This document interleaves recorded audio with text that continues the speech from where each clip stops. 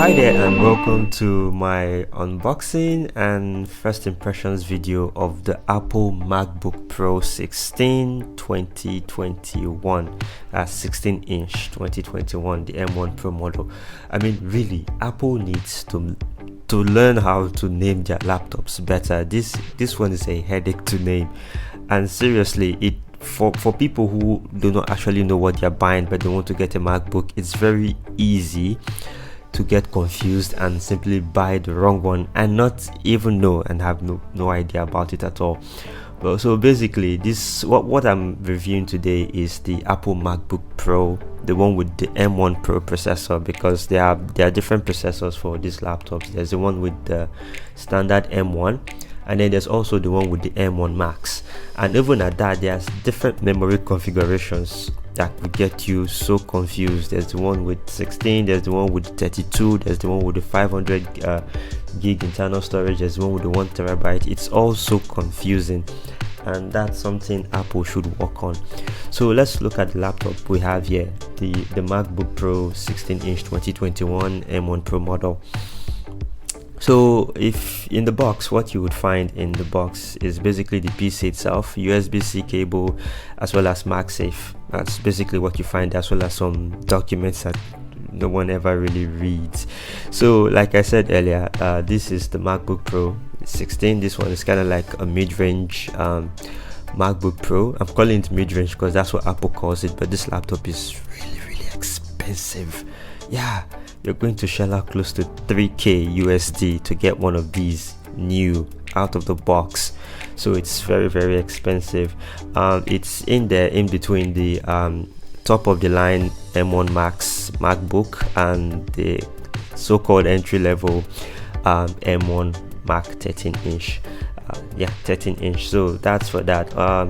So for the specs, basic specs, like I said, the M1 Pro processor, 16 core Apple GPU, 16 gig LPDDR5 RAM, 1 terabyte SSD storage, 16 inch liquid retina display, an aluminum chassis that weighs around, the entire laptop weighs around 2.2 kilograms, and then for connectivity, all the best options you can find there: MagSafe, USB-C, Thunderbolt ports, HDMI 2.0, and all that. For software, there is a macOS Monterey software, supports the latest one actually, and then there's 2 cooling fans as well as a 99.6 watt-hours battery that charges around 50% in 30 minutes, which is really fast. If you're going to be charging it to USB-C, it's going to charge at 100 watts, but with the supplied Apple charger, you'd get 140 watts, and it runs the laptop. This battery would run for around 17 hours approximately,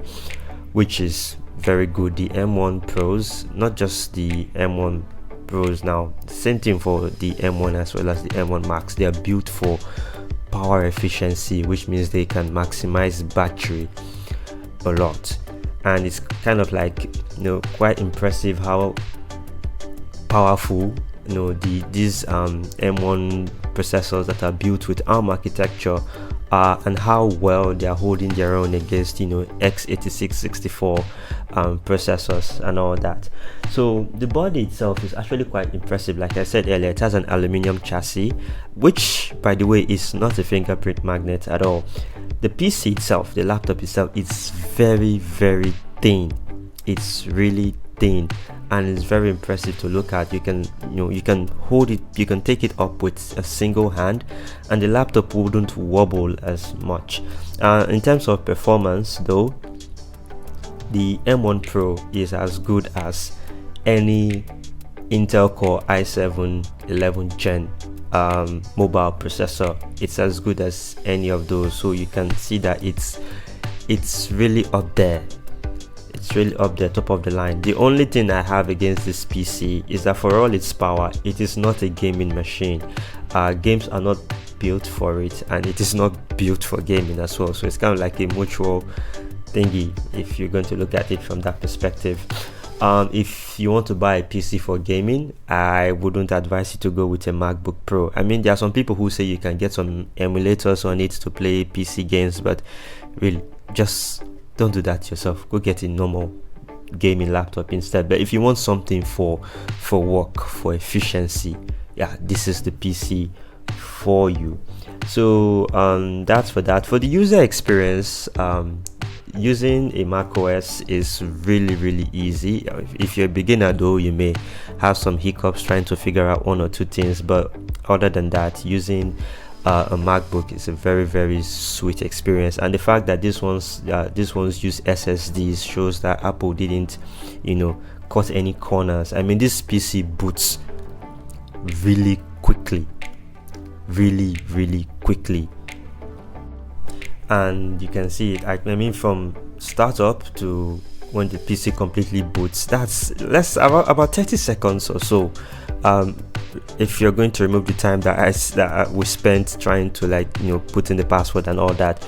So it's really impressive with this PC so far. It's quick, it's snappy, and it does everything that you expect from a laptop of this quality. I feel as though the pricing, Apple, well, many people say it's so premium and all that. I feel the price is way too much for what they're offering, especially as this PC cannot play games. But overall, it's a really nice PC to have. Apple should work on their naming schemes, and then they should really work with developers to bring games to this stuff so as to justify the pricing, because I feel that this laptop is really overpriced. But then again, there are SSDs on it and premium stuff and all that. But that's that. These are my first impressions. I am going to be signing out now. Thank you for coming, and I will see you in the next one. Bye bye.